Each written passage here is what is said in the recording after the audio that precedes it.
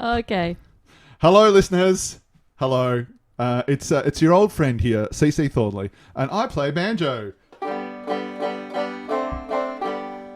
And it's Emily Wolfe returning from maternity leave on the fiddle. That's right. So welcome to the first episode of season 3 of the Wolfe and Thorn podcast. Things are going to be a little bit different. Much has changed. You know what I was thinking?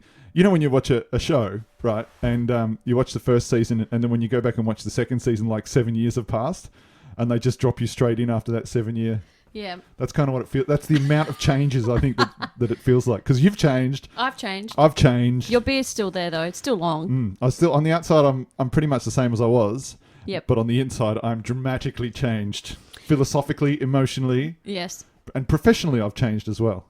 You have. Yeah. You now say please and thank you. What? I never said those things. Well, I'm still waiting for it. It's a hint. All right. I get it. It has been a long time. It feels very... Like, you know, my daughter's now 7 months, but it feels a lot longer.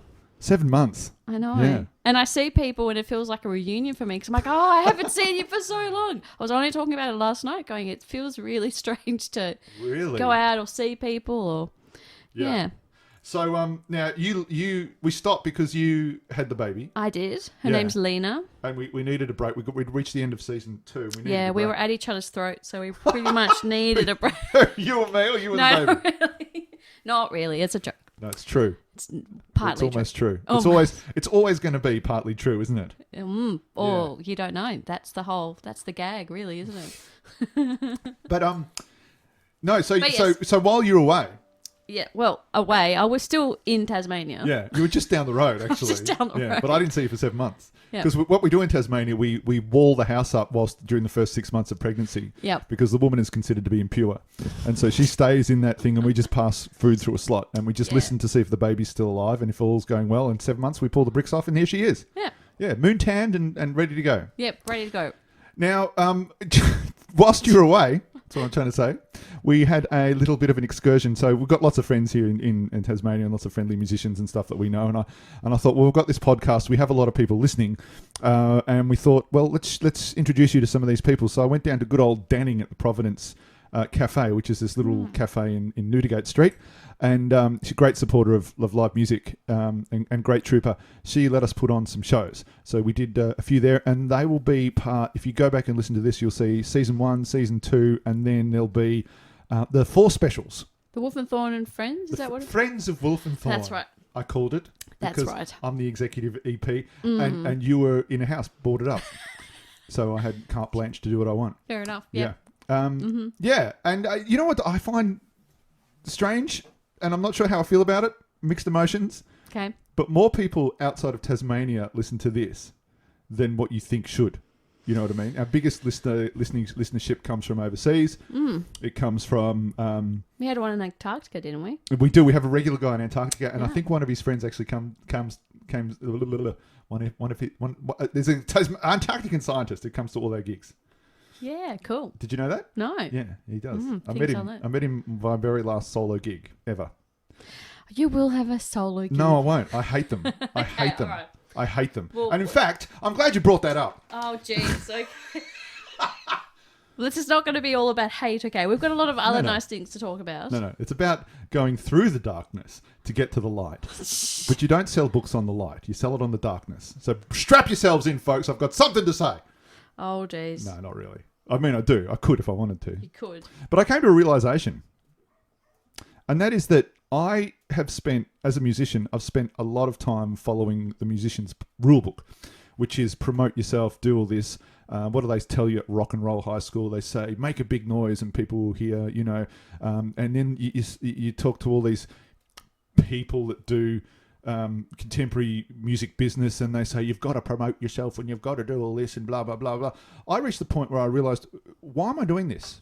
And I think Australians, what I've come to realise, Australians on the whole, now if you're listening to this and you're an Australian, well, that's not me, I'm not like that and I'm Australian. So no, you live in a bubble, mate. If you're a musician lover, you live in a very small bubble and you're surrounded by other music lovers and you think that's the paradigm here. That's the main status quo in Australia. The reverse is true.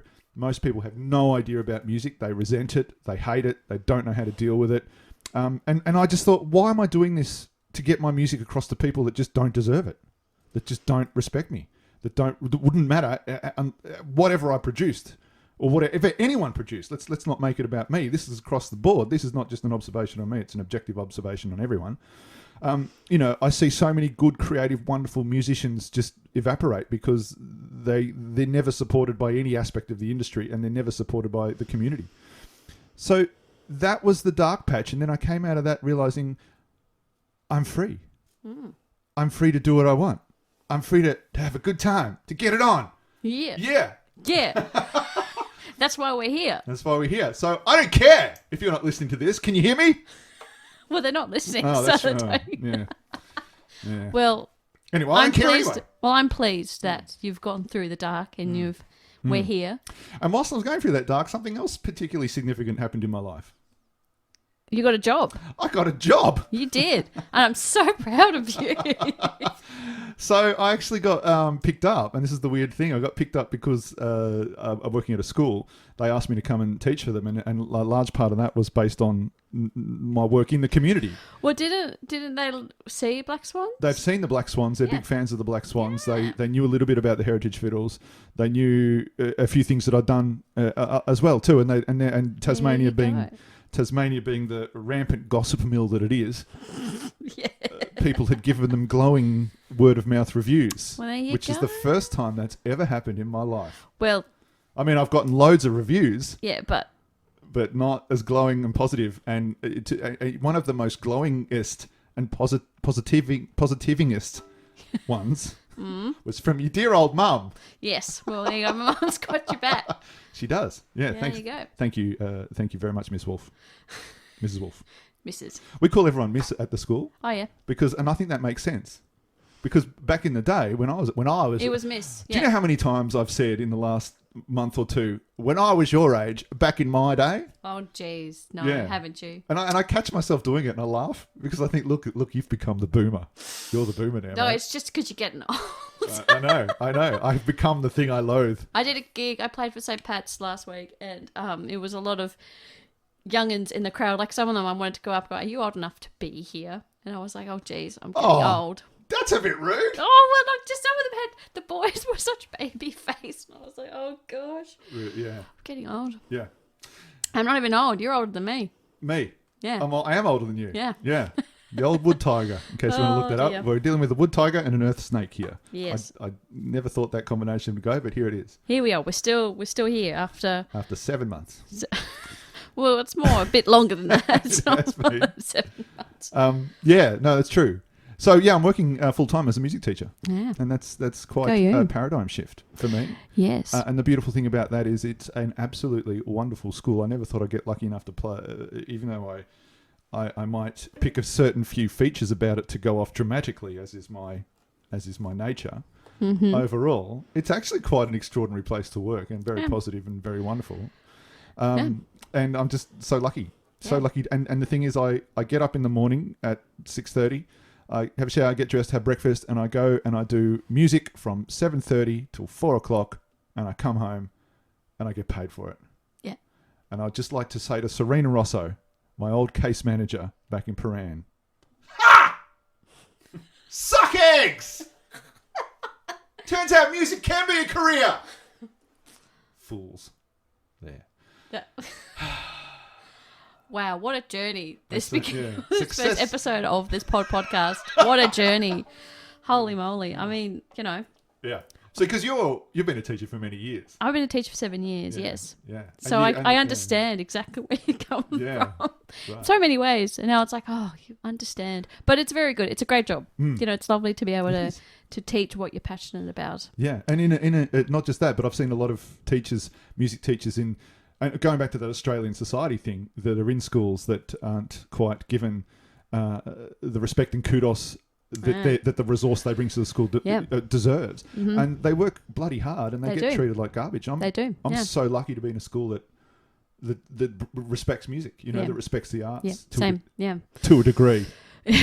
Yeah, it's the best you can hope for. There are many music teachers that I've met that have that same continuous battle, and I think because they see it as more, it's just a bit of fun, but it's like, well, you can actually gain so much. It works your left and right hand brain. But, we could talk a lot about that now. Well, we could, but we're here for music. Which is what we'd be talking about if we talked about that stuff. Yes. But we do have an angle, folks. We do. So welcome to season 3. And this is episode 1. So things are going to be a little bit different this time round. We're not going to do one every week. We're going to do one every month. Yes. We're going to make you wait for it. Yeah. And also the subject matter of the podcast will still be focused on Tasmanian music, but it won't exactly be heritage music. It'll be a few other things because Emily and I have many projects going on at the moment, and we'd like to take you on a journey of what we're going through. And what we're going through is we're making an album. In fact, we're making several albums. Yeah. So we did the Wolfe Thorn album. Yep. Which is the one we encourage you to buy instead of, signing up and blah, blah, blah and, and hitting the Go and find it on Bandcamp. If you'd like to support us, just go and buy that CD on Bandcamp. If you've already got that CD and you want to support us again, boy, do I have good news for you. Because we're actually making another Wolfe Thorn album. And we're going to, over the next 10 months, we're going to take you through the highs and lows of making an album whilst you have 2 full-time jobs and 1 baby. Mm-hmm. Because it's difficult.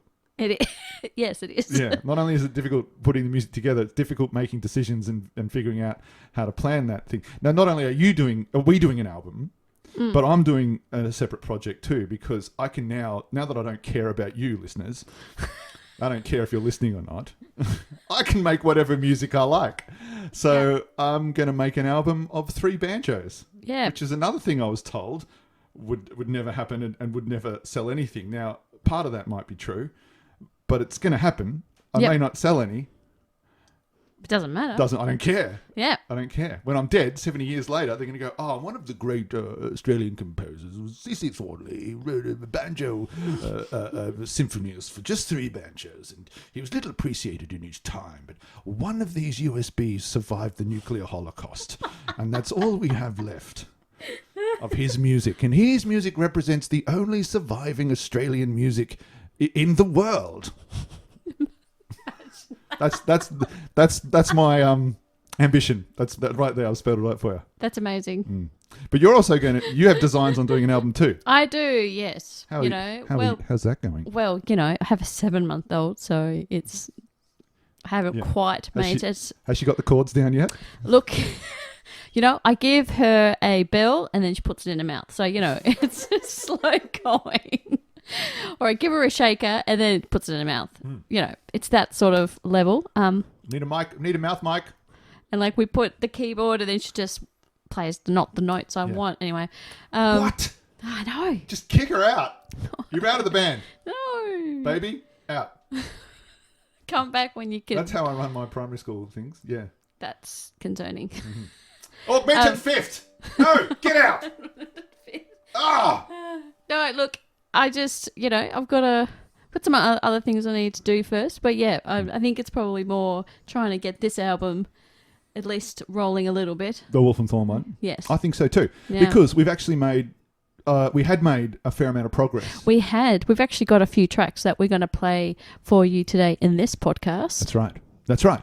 Yeah. In fact, let's do that. So we're not... Yeah. We might play you a live song at the end of this podcast, but what we're going to do is as we go through, we'll take you through a little journal, we'll take you through what we're doing, the decisions we're making as we make them, because basically what we would have done is have a meeting every month or so and said, where are we at, what have we got, who have we got on board, and how do we go forward. But we had one at one studio, and we had a couple of sessions, at one studio, and we've got 3 tracks in the bag ready to go. But everything sort of went on hold, and I think... what I'd like to do, I don't know about you, what I'd like to do is start afresh. Keep those 3 tracks, but start afresh, completely scrub what we had, and then bring in, plan from the ground up. Yeah. Go to a new studio, because the one we were going to, he was very, very busy. Go to another studio, maybe even think about some different instrumental parts, maybe even think about some different tracks we were doing. Yeah. Yeah, I'm down with that. You down with that? Yeah. Oh, thank God. That's going to make it very much easier to go forward. So So hey, Relived. listeners, I know I don't care if you're listening or not, but I care, by the way. do you think they'd like to? Hey, would you like to hear a song? Would you like to hear a tune? Should we play them a track? Yes, all right. All right, so we'll play you one of the tracks we have. What are you Yes, gonna, this what is are you the Cape Barren jig. which Little Burnt Potato. This is a Cape Barren Yes. Island tune. All right, let's do it.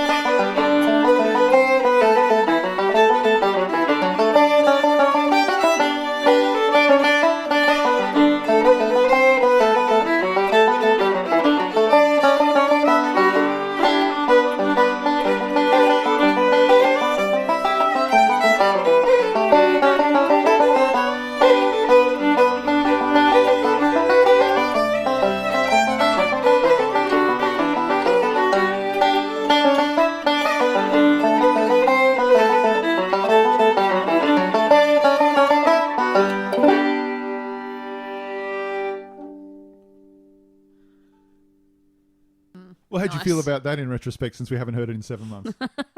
I think it's great. Can Really? maybe just remember what I was doing. Yeah, do you know what? I like that bit we go... That bit in it? Yes. Yeah, like, Yeah. what is it?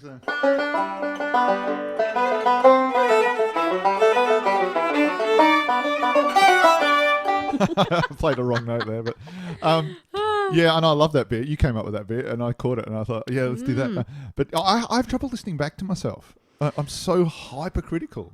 I surprisingly am not hypercritical on that. I normally am. I'm very picky about the sound of the fiddle when it's recorded. Yeah. I kind of always dislike recorded fiddle sound that doesn't actually sound like a violin. Like it's Yeah. and I- also you know, yeah. and it's the tone. So if the tone's out, it's really hard for me to sort of enjoy it. Yeah, I have I the don't- same issue with electric banjo. I Yeah. find that it's what I hear on stage and the sound I get on stage for whatever reason, it never translates well in the studio. And a good example of that Yep. is the band, The Mentalist that I play in. Yep. We have a demo. Yes. Now, folks, can you hear that? I should point out that we're recording this in sunny Rokeby next to the Rokeby Amateur Motorcycle Enthusiast House. Today's the day they only mow their grass like 4 times a week. So you might hear a lawnmower or you might hear various other things happening. I'll just warn you now. But we thought we'd just let those sounds permeate to give you the sound of us. We're in the actual... Oh my God. We're actually in the Australian environment. This Yep. is what it actually sounds like In the on the wild. ground in the wilds of Australia, and it's pretty wild in Rokeby. Last night, the neighbours tried to murder each other, which was fascinating to watch. Well, you couldn't watch it. You'll probably just hear it because if No, we couldn't because we didn't want to. if they lock eyes with you, there's no they turning They back. see that as a challenge if you Yeah. get eye contact, and they'll just come at you. Avoid eye Yeah, contact. and it's no good. Give them a free Yeah. bird or something. Yeah, they don't know. They don't actually know we're here. So we've just built this suburban house facade, and so they think it's just like a normal bogan nest, but it's really a laboratory for studying. If only they knew. Imagine if they listened to this podcast. Yeah, well, see, I feel free about telling you everything that happened last night because I know for a fact they would not listen to this podcast, even if I paid them in crystal meth. Anyway, back to Cape Barren Jig. Right. No, that sounded like, I like that. Look, I think we should keep that one. I don't think we need to do it again. It's a beautiful, unassuming tune, and if I do say so myself, it's very well played. I think so too, and I think that was going to be the opening track to the album. Right. I think that's what I was. Well, depends, but I think either that or the end. I can't remember, but but we did have some grand ambitions about expanding the band on this album. yes, And we still want to do that. Yeah, we'd like to, but I have reservations about whether that's possible. Yeah, I guess there they go. It's always a bit of herding cats with the more people you involve And recording, because it's rehearsing and that drives me insane, especially now that like I'm working too. See, previously my life was live music and playing live music, so every hour of my life was prioritized towards that. But now I've switched course. yeah. Now 90% of my hours are prioritized to work. So my schedule is not as flexible. Yours is not as flexible. Theirs is not as flexible. Somewhere it's got to give. Yes. But where? School holidays. We'll have to just line Well, it see, up. here's the problem. If that's the case, everybody does their thing on the school holidays. Yeah, I know. And so we can't... We'll just have to work it out as we go along. They're just doing laps. They're doing laps. I don't know if you can hear that, folks, but they've got their little pee-wee monkey bike out and they're just doing laps. Oh, that's fun. Give them another hour and one of them will transgress some breeding ritual and they'll fight over the women and we'll cross over the street and we'll just put a mic over the fence and you can hear the amazing territorial displays of the Australian bogan. Jeez. Homo boganus australis. Yeah. Anywho. Okay, They have I'm just going to keep... They have a beautiful flannelette checkered plumage this time of year. Oh, do they? Yeah, mm-hmm. It's quite extraordinary. It's seasonal, isn't it? Yeah, it's all seasons. Yeah, 4 seasonal. 4 seasons. Yeah. Anyway, I'm just going to steer it back to the music bed and start talking about your neighbours. The listeners are probably like, oh, God, I've missed, thanks, Emily, bring it back. Bring it back. Bring it back. Where were we? Okay, people, school holidays. Yeah. No, look, it'll be fine. We'll work it out. We have to decide actually what we want. We haven't quite, So, because previously the other 2 tracks we had in the can was... We've got 3. A Paddy Riley track. We've got Glen Hugh and Waltz, yes. And the Kitty Parker. Mm-hmm. Down Longford Way. Yeah. Which has got piano. Yes. Very different to the last track we heard. Yeah. Shall we play that? Yeah. No, I'm going to make this work. You just press Control-Alt back /dot / forward $sign. We're going to do Down Longford Way next? If you like, yeah. I remember this one and I was quite happy with this. Mainly because I get to double up. Oh, you did, yeah. Have a listen. Here we go. Big on the Emily. That's right.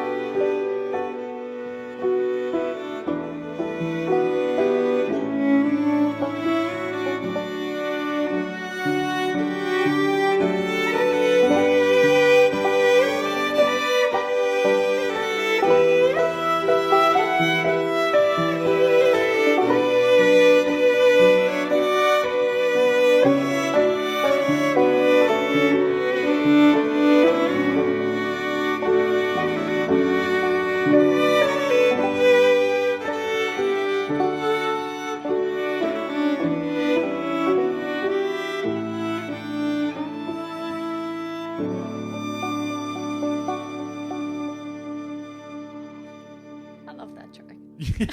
You do. I do too. It's actually such a good song, and I think we did it well. I think the thing I like, because I'm always hypercritical of myself, the banjo is so understated, and it just ticks along on the bottom there. It does, and I really like it when you catch it on the... Because you catch it with it as well. It just sounds really pretty. Yeah, that was Oliver Gathercole playing piano for that piece. Yeah, and we Good recorded that in his house, which is the old Scout Hall. Yeah. That's turned into like a living house. Yeah, living house. What do they call those things? Houses. Home. Yeah, no, it's great. I really, Oliver's been a long time friend of mine, playing lots and lots of different bands. Played it so well. Yeah. And I love the end. Oh, it was just great. I got so excited. And I remember recording that because with the part, so that was an example of us trying to organize other people to do the parts, and then in the end it was like, I'll just do it myself. Yeah. Which I always like, just playing along with myself, because then I get That's what she said. Yeah. Well, who doesn't? But it's fun because it's a good challenge for me, because I have to remember my inflections on how I'm doing it. And I remember doing that recording because I didn't have any music. So I had to remember the harmony part by memory, and then the third part it was something I just sort of always mucked around on my own, and I was like, gee, I hope I can pull this off. And you pulled it off. Yeah. And so you're quite I was quite proud. happy. I was quite proud. Go me. Well done. It's a great track. Yeah, that song was early 1900s. Kitty Parker was the composer, and that song was championed by Percy Granger. Yeah. And it's one of the all-time Tasmanian songs. Of course, 99% of Tasmanians would not have the foggiest idea that this song exists, because like most Australians... Yeah, I mean, like if you play in this style, I guess you know it, but majority not so much. It's often it's a brass band favourite, but it's also your old man's favourite. I know. I was about to say my dad loves this tune, so he'll be rapt when he listens to it. He'll go, Dad, you can actually listen now to Down Longford Way. I love the sentimentality of that tune, though. If I do say so myself, and I'll be saying it quite a bit during this podcast, folks, I thought we did that quite well. We did do it quite well. I get very excited, and you've done a good job when you get excited about it, going, oh, gee, that sounds great. Yes. So that's interesting, because can I just divert from our album for a bit? Because watching you play with yourself, no, that came out wrong. Observing your ability to multi-layer tracks. That's better. Gosh, that's so... Can you somehow edit that bit? No, I'm going to leave that in there. Anyway, yes. That gave me inspiration to go and work on some multi-layering of my own. Yep. To play with you. I was trying so hard. Do you know how much effort that takes for me not to go to those innuendos? No, sorry. Yep. And then you stole it from me. Anyway. So I went home and I mucked around with these ideas, and I, in the process of doing that, came up with this basic concept of an album. And the other thing that was inspirational for that was, you remember that podcast we did at Steve Gadd's house? Yes. And he had that cello banjo? Yes. Well, I went out and I bought one after that. Yes, you were you sent me updates. And when I say I went out and bought one, I went out to my internet and contacted America, because they don't sell good instruments in Australia. And I had to get them to send one over here. And it got all the way to the border, and then Peter Dutton came up and had a look and goes, nice banjo. How bad do you want it? Yes, you were telling me that you had to pay extra at the... Had to pay extra. At the border. Yeah. The border extortion fees or something like that. And I had to keep Australia safe. And the safest way to do that is to give Peter Dutton a whole big fat of money for nothing. Yes. Wasn't it like $400 or something ridiculous? Some ridiculous amount. Yeah. But anyway, eventually it arrived. And so I thought, well, I'd really love to do I'd love to have my 3 best friends, which are inanimate objects, not people. Yep. Thanks. Jeez. Whatever. My cello banjo, my acoustic banjo, my electric banjo together on an album. And so that's what I'm doing. So I put together this track, and hello, we've got another lawnmower cranking off in the distance there, folks. Jeez. Welcome to Australia. You're careful with your cord. Yeah, sure. So I'm just going to give you a listen. So the first thing I did was I put down a demo, so as a proof of concept. Yep. So I'm going to play you that demo, and then after that demo, I'm going to play you what happened in the studio with Gavin Wolfe, your bro. Yes. And that was very interesting, the two differences. So the idea behind this album that I'm trying to do as a personal challenge is to write a series of pieces, but score every piece. So everything that I'm writing, everything that I'm recording, I'm writing all the parts for. Oh, go you. Yeah, because it's just, I find that a really good exercise, because reading and writing music is a weak skill for me, and that strengthens the skill, but it's also had some benefits in the studio. So in such that I can say, go to that bar, go to that point there, rather than, I think it's somewhere around here. So I'm now going to play you the demo of the song I wrote called The Contemporary Proletariat's Adventures in Neo-Feudalism. Wow. See, because the thing is, it doesn't matter. So I can call these songs whatever I like, and I can play whatever I like, because I don't care if anyone's listening. But this, the name refers to the ongoing housing crisis in Tasmania. So I will, I'll play you the demo version, and then I'll play you the studio version, and you just have a listen. And I will, because I haven't heard this. Yeah, you tell me what you think. The demo's only one movement. The studio version's 3 movements. Right, I'm going to give you my critique view.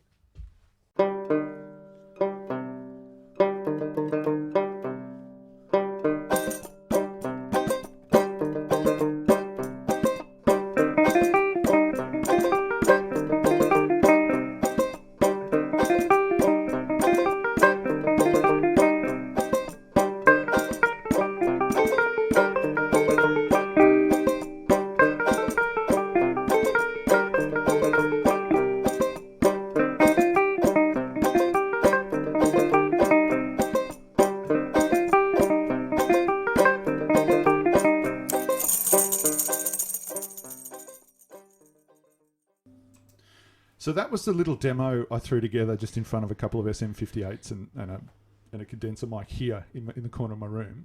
And it's just one movement. Now I'm going to play you what I did in the studio for the whole thing.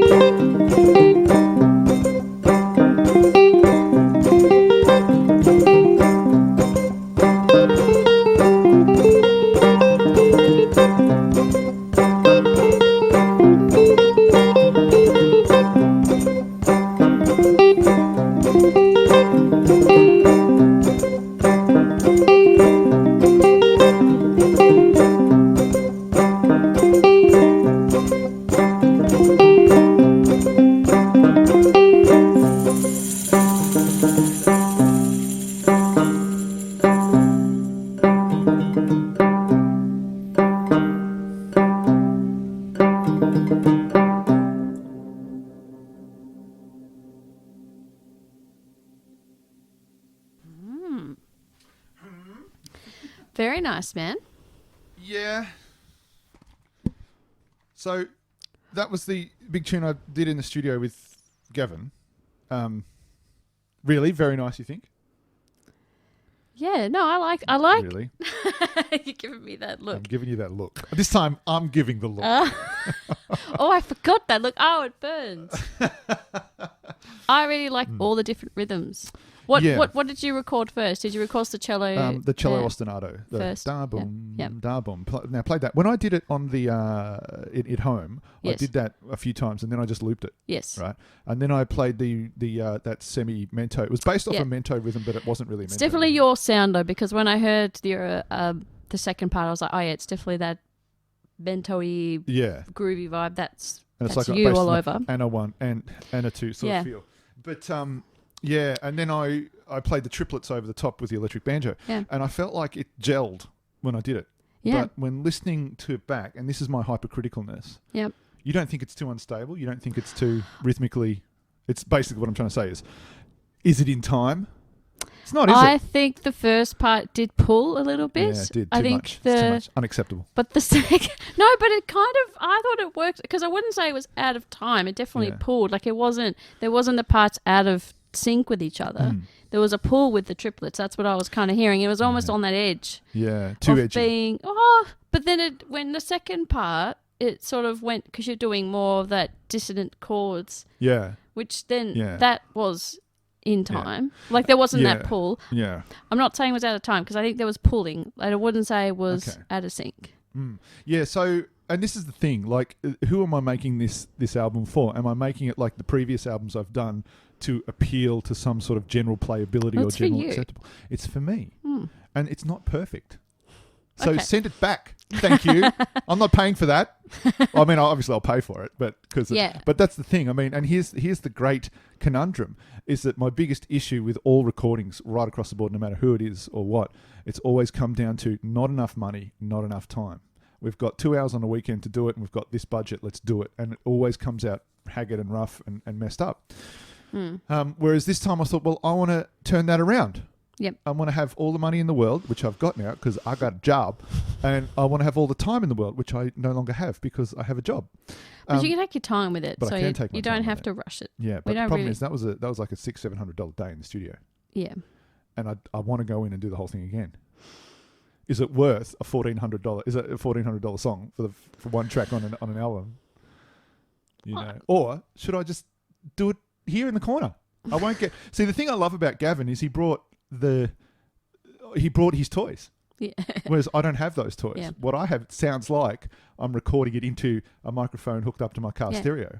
Whereas he does it, it sounds like I'm in the opera house and things are reverberating. It sounded really great, the mix and that he did. He got into it, you know. And he was telling me about it. And he was he? Yes. Yes. And I was so impressed with some of the effects there. Yep. The thing that I felt really let down by, of course, was the banjo player was shit. Yeah, well, it is hard. It's not shit, but it's not shit. Don't be overcritical with yourself. It actually sounds... I like that. If you wanted intended to pull, I did not. I wanted to be straight on. And that's but it kind of works, though, when it pulls. Because you're not happy with it that it pulls? It's just unstable. And so that's what I was trying to get. But isn't that about the whole house sprinting thing? It's unstable. Well, I'm glad you brought that up because it links into that. Referring to the images for integration of my art, the idea is like, you know, we are in a state of complete instability. And I've always been in a complete instability. And I'm of that generation that will never have housing stability. You know, there will always be that question mark. I will never have my own place to build my own veggie patch, to do whatever I want to do, to build a shed for my girlfriend to do pottery, and I'll never have that. But yet, my determination to go on will be steady, you know, and my determination to be undefeated, even if I end up in van life, you know, that's what's constant. But here, I'm hearing the van's making a funny noise. There's a squeak in the back. The timing and the timing chain is out, and I'm just thinking. So the idea, I had this and over that you got.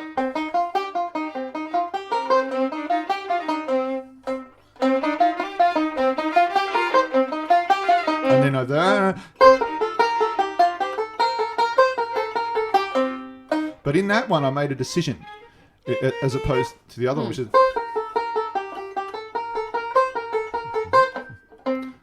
to hit the tonic first and not the fifth. Yeah. So or at the end. I just, I feel like I might need to go back and do some parts on it again. And I think at the start, if you hear, I think what we didn't do, if I remember correctly, is we didn't have a click track to line up the cello. And that means that the bedrock was pushing and pulling. I think that's what Gavin actually was telling me about, something about the click track. Or Am I just going to have to bite the bullet and pay for another set, do it again? Because I feel like I could go in there and nail it. But the problem is I felt like I could go in there and nail it on the day. And I think they still nailed it then. But if you don't want that pull, then, I mean, like if that's not going to sit with you, I thought it sounded kind of funky. Yeah, cool. Okay. Because it does suit the style that is you, like that nice pull. And then it comes together in the second part. Like the unstableness. No. No. It does come in the end. And I also wasn't very happy with the second half. I sort of took some decisions in the second movement that I wasn't happy with. With the dissonant chords. The dissonant chords were fine, but in the second half of that, I was like, I'm just falling back on old tropes and come on, you can do better than this. And this is going to be my problem. Yeah. We're always the worst critique is ourselves. And I'm hypercritical of myself. Yes, you are hypercritical. Because I demand absolute perfection from what I do. Yeah. You might have to be a little bit lenient with yourself. And just like sometimes when I've recorded and I feel like I've made the biggest mistake, turns out to be like it actually works. It's the better choice. Yeah, people say that all the time, and I'm sure they just say that to make me feel better. No, but like the one of because quite often an engineer will tell me that just because he's had enough in the studio and it's time to go.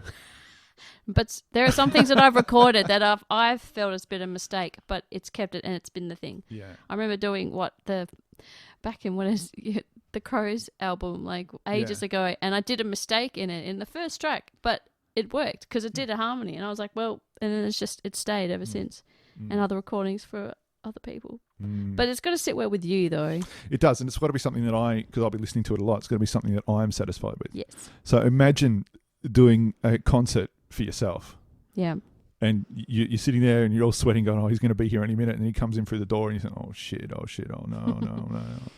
And he sits down and you got to play every note perfectly. And this guy's just sitting there. He's not doing anything. He's just looking at you. That's a mirror of you. And then his phone goes off in his pocket. And it's like, oh, come on. Get out. Leave. Jeez. Put your phone on silent. Yeah. And then I go, security. And then the 3 security guards come up. And they're me as well. Oh, gosh.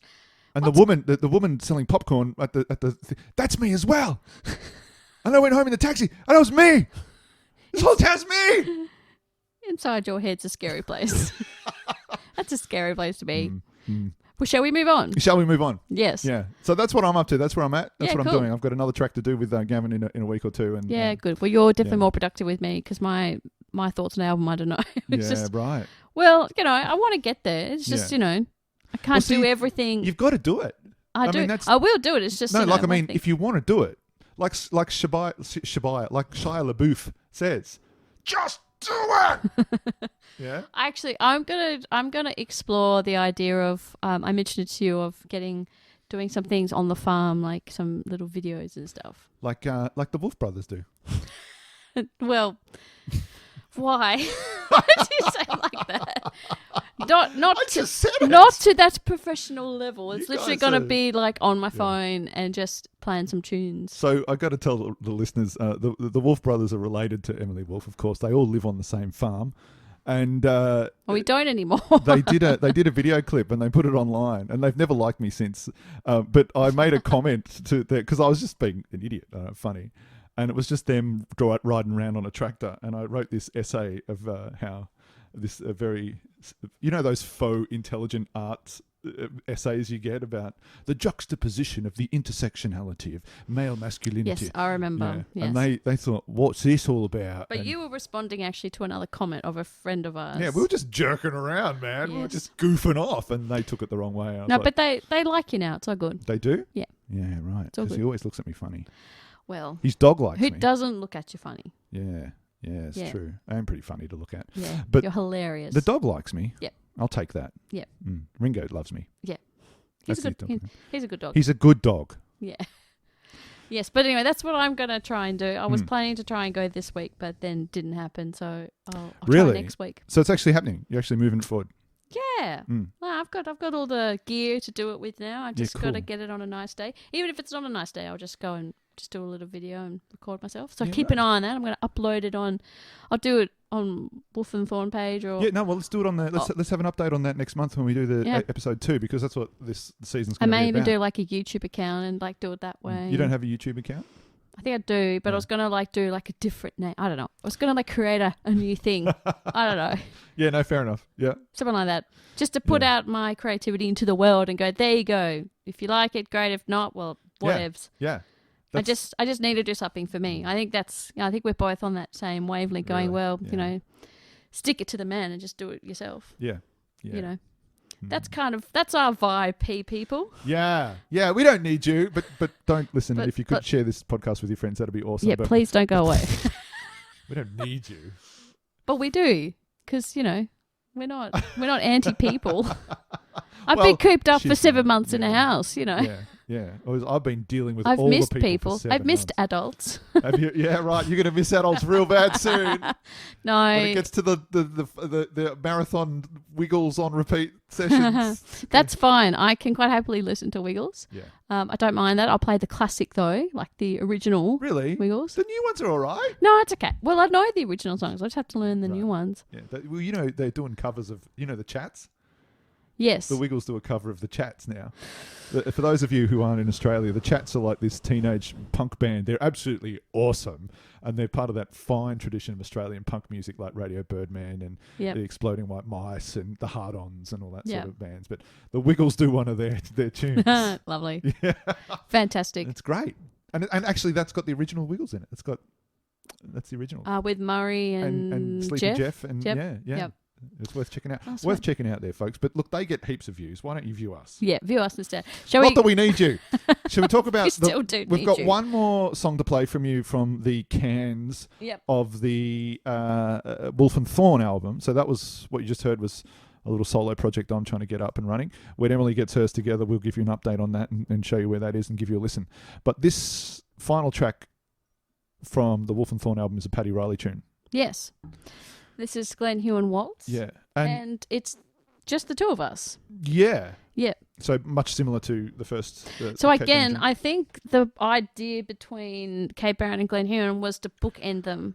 Yeah, have one at the beginning of the album, one at the end. Yeah. So it begins with violin and banjo, ends with So we meet you at the front of the house and you come through and you meet all the family and then you get to the back of the house and we boot you out. Yep, basically. We kick you out going, right. Just the two of us. Time's up. Off you go. Off you go. Off your pop. Off your pop. Is that how you say it on the farm? Off your pop. Toodaloo. You got your berries. Rack off. Right. Basically, here you go. Fair enough. Fair enough. You know, we've got, things to do. All right, let's play this one. And I think I remember with this recording, it took a few goes. And I think in the end, we recorded it in separate. You were in a booth. I was. We didn't record it in the same, like next to each other in the same room. And it was... Unlike Down Longford Way and unlike Kate Barron Jig, we recorded it live together. Yeah. But with Glenn Hugh, we were in a booth. Yeah, because it had parts. And parts it's got parts. I really wanted to get right, and I knew that I didn't trust myself to play on the day. But even separating was quite challenging. But I had gone a long way to learn those parts. Yeah, so. It sounds good. I'm happy had this recording because I did take a few goes. And I have played it to Paddy. And she was happy too, wasn't she? She loved it. Anyway, here we go. Let's have a listen. Let's Glenn Hugh Waltz.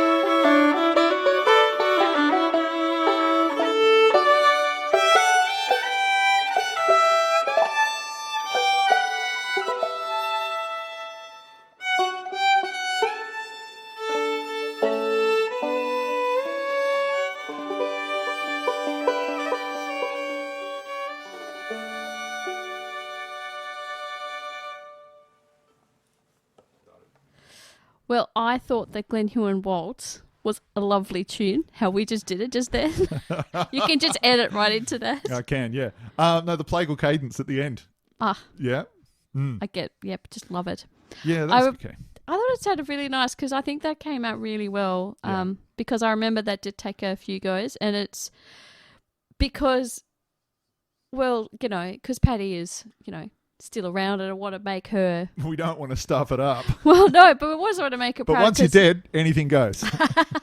Well, yeah, but you know, I want to make her proud because it's a beautiful tune, and I It think is, she's a yeah. great composer, and she Indeed. doesn't give herself enough credit. She's always like, "Oh, Look, you man, know. this is what I was saying before. There are so many Australian musicians that Australia turns its back on. So many good, actually really good, rich material. Yeah, And Patty's a great example. yeah, she's got great tunes. So I just really wanted to do it justice to go. This is how, you know, how much I love this tune, and I really wanted to do a good job. And we did the beautiful harmonies in there, and yeah, she really loves how we play this tune too, which is really nice. Yeah, right.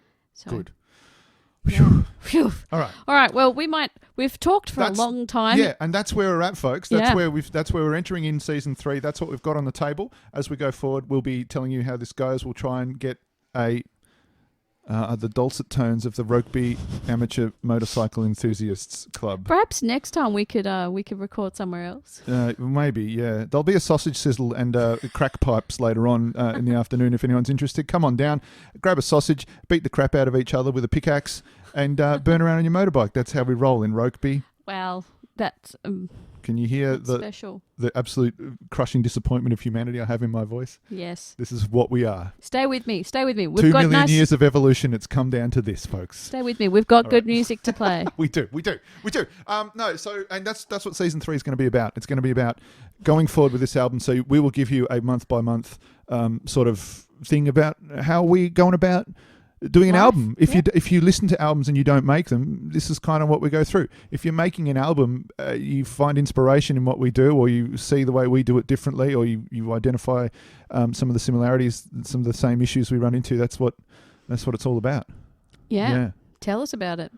Yeah, quietly. Quietly. Just drop a comment somewhere so we can ignore you. Well, maybe Because just it's really keep it about to us. yourself. The podcast is really about us. It's not about you. Yeah. It's Yeah. about me. We don't care if you're listening. But we do. Oh gosh, they're gonna be so dramatic, you know, emotionally confused after this podcast. Emotionally stimulated. Yeah. Oh gosh. Cool. If you're stuck by this far, well done to you. Now And- we the podcast is about also previously last 2 seasons we've been playing you a live piece, and we thought we'd just warm up a bit on a live piece to end it with. Yep. Sounds good. We're gonna do an old classic. This is the Motorcycle Polka. Written by Gavin and Trevor from Rugby. How fast do you want to do it? I don't know. How's it go?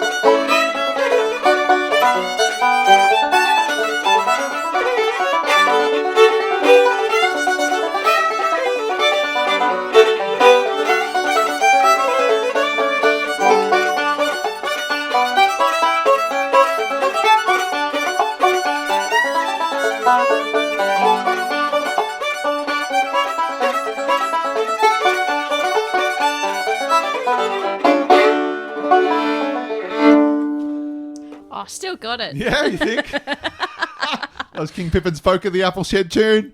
Yep. That's a Tassie tune, folks. That's what we like to do down here in Tassie. Playing Tasman tunes. whether It was folks fun. listen or not. Yep. It's great to be back, folks. We'll see you in a month. My name's been CC Thornley. I've been playing the banjo. And I've been Emily Wolfe playing the fiddle. Like us up. Likes up. Buy all our play sets and toys. Yep. And listen to us or not. Enjoy. Bye. Hooroo. Hooray. Hooroo.